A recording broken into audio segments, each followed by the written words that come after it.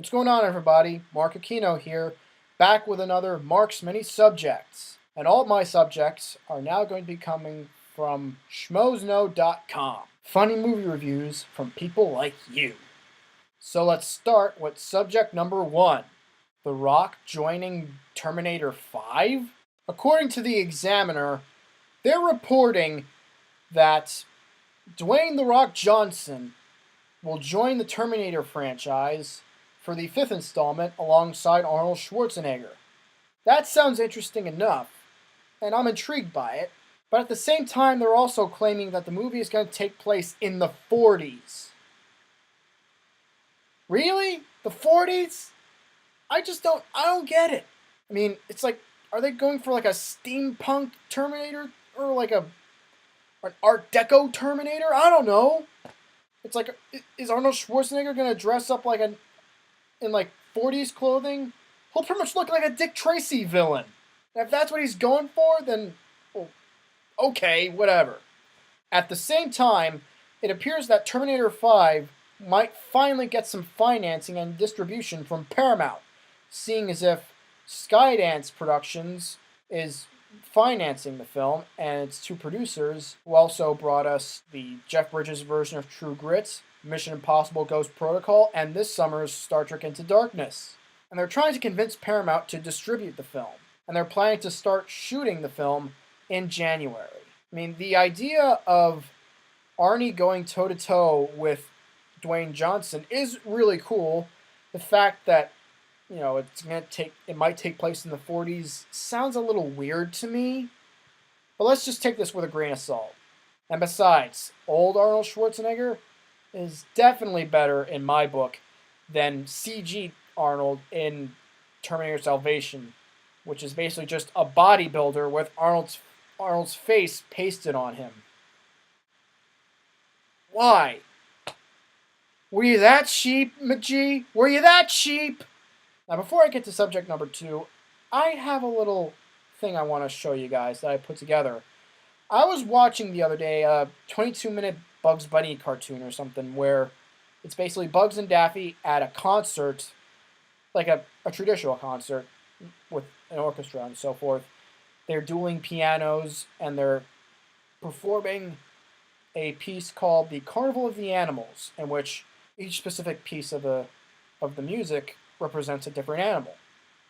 And they were talking about a jackass, and it got me thinking, what if I could splice that clip together with some fail videos?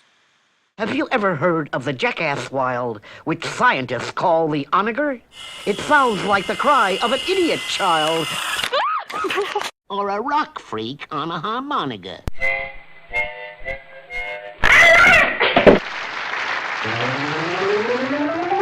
But do not sneer at the Jackass Wild. There is method in his hee-haw. For with maidenly blush and accent wild,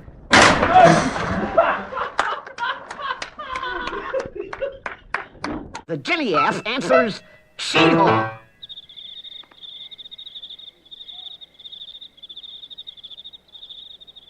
She-haw? Continue, sir, in the name of humanity. Thank you, Bugs. Here's subject number 2. Robert Downey Jr. back for Avengers 2 and 3. Now, ever since Iron Man 3's release, people have been speculating whether that film was going to be his last Iron Man movie and Avengers 2 was going to be his last appearance as Tony Stark. Well, thankfully, that's not really the case, because Deadline has reported that Robert Downey Jr. has extended his contract with Marvel with Avengers 2 and 3. So that means we'll finally get to see him 2 more times as Tony Stark and Iron Man. Whether they do another Iron Man film with Robert Downey Jr. is yet to be determined. But if you ask me, that shouldn't happen. In fact, Iron Man 3 should be the last Iron Man solo film. For now, at least.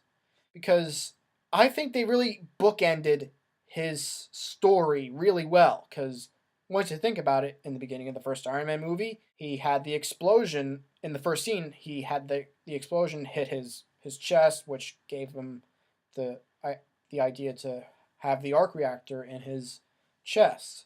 At the end of Iron Man 3, these are spoilers by the way if you haven't seen that movie yet, he actually gets surgery on his chest so that he can get the remaining shrapnel out of his chest.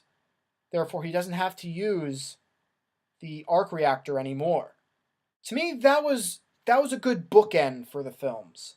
Like, they don't need to make another Iron Man movie. They don't need to do that. Because I think his own solo story has wrapped up there. I mean, that doesn't mean we'll never see him again. Because, as I've said before, he's going to be in Avengers 2 and 3. But I don't think there should be another Iron Man movie.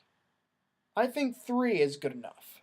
New release dates for X-Men Days of Futures Past and Independence Day 2. Fox has officially set release dates for X-Men Days of Futures Past and the sequel to Independence Day Forever. Originally, Independence Day Forever was going to be released around Memorial Day weekend, and X-Men Days of Futures Past would be released around mid-July of 2014.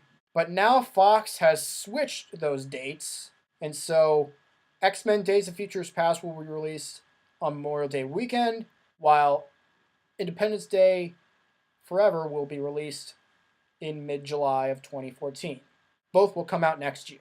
So what do you think? Do you think The Rock should be in Terminator 5, and do you think the film should take place in the 40s? Are you excited that Robert Downey Jr. will return for Avengers 2 and 3? And are you excited for X-Men Days of Futures Past and or Independence Day Forever? Let me know your thoughts in the comments below.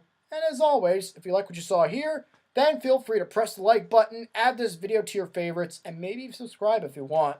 And if you haven't done so yet, check out schmoesknow.com. It is a really great website. Some friends of mine run it.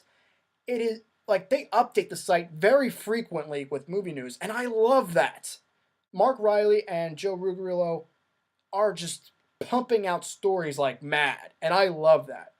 My hat's off to them. And stay tuned for my analysis on Man of Steel and my Monsters University review. So until next time, this is Marc Aquino saying, Have you ever heard of the Jackass Wild?